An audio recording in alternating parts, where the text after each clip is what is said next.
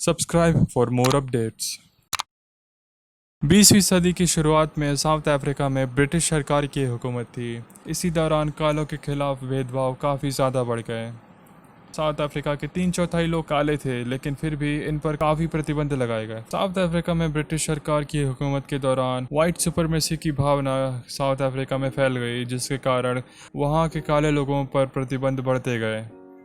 इसी भेदभाव को खत्म करने के लिए साउथ अफ्रीका के कई नेता सामने आए, जिसमें नेल्सन मंडेला भी शामिल हैं।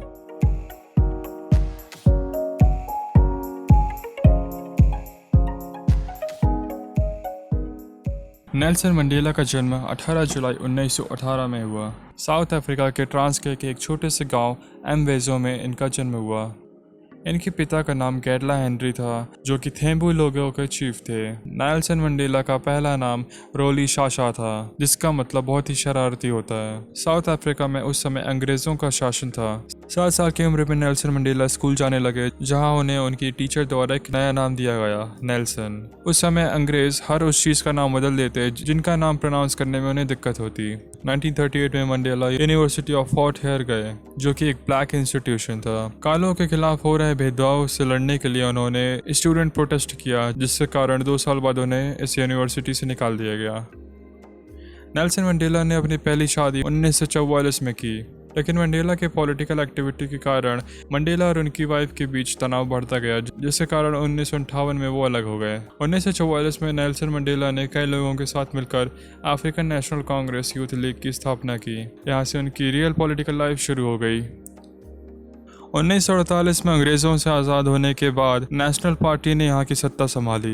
नेशनल पार्टी एपार्थाइड यानी वाइट डोमिनेशन वाली सरकार थी। इस सरकार ने कालों पर कई प्रतिबंध लगाए। 5 दिसंबर 1956 में नेल्सन मंडेला को देशद्रोह के आरोप में अरेस्ट कर लिया गया और उन पर मुकदमा चलाया गया। इसी दौरान उन्होंने दूसरी शादी भी की। शारफिले में 1960 में हो रहे विरोध में पुलिस ने करीब 59 लोगों को मार दिया और 181 घायल हुए।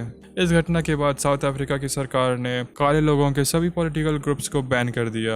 ANC यानी अफ्रीकन नेशनल कांग्रेस भी इसी ग्रुप में आते हैं। 1961 में नेल्सन मंडेला को देशद्रोह के आरोप से मुक्त कर दिया गया। उन्हें डर था कि उन्हें फिर से अरेस्ट कर लिया जाएगा, जिसके कारण वो अंडरग्राउंड हो गए। कालों के खिलाफ हो रहे भेदभाव से लड़ने के लिए नेल्सन मंडेला ने गोरिल्ला आर्मी बनाई। 17 महीने अंडरग्राउंड रहने के बाद उन्हें इलीगली देश के बाहर जाने के आरोप में फिर से अरेस्ट कर लिया गया और उन्हें 5 साल की सजा सुनाई गई। 1964 में नेल्सन मंडेला को तख्ता पलट करने के आरोप में आजीवन कारावास की सजा सुनाई गई। इस दौरान काले लोगों पर कई अत्याचार होते गए। नेल्सन मंडेला को केप टाउन से करीब 10 किलोमीटर दूर रॉबिन आइलैंड नामक जेल में रखा गया। वहां उन्होंने अगले 18 साल बिताए। 15 अगस्त 1989 में साउथ अफ्रीका में नए प्रेसिडेंट FW de Klerk ने शपथ ली। वो नेल्सन मंडेला की सोच से काफी प्रभावित थे। वो भी वाइट डोमिनेशन को खत्म कर देना चाहते थे और देखते देखते 15 अक्टूबर 1989 को साउथ अफ्रीका की सरकार ने कई राजनेता को छोड़ दिया।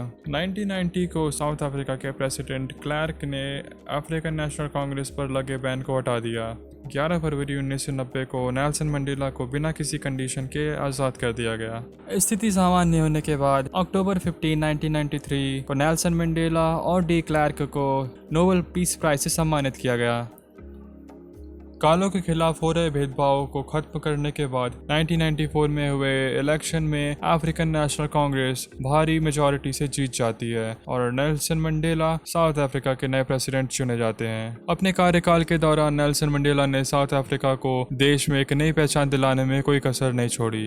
आखिरकार 1999 में नेल्सन मंडेला के बाद MBK साउथ अफ्रीका के नए प्रेसिडेंट बने। जून 1, 2004 में नेल्सन मंडेला ने अपने सभी पब्लिक एक्टिविटी को कम करने की घोषणा की। 2012 में नेल्सन मंडेला को कई सारे हेल्थ प्रॉब्लम्स होने के कारण हॉस्पिटल में शिफ्ट किया गया। न्यूमोनिया के साथ साथ उन्हें कई बीमारियां हो गई।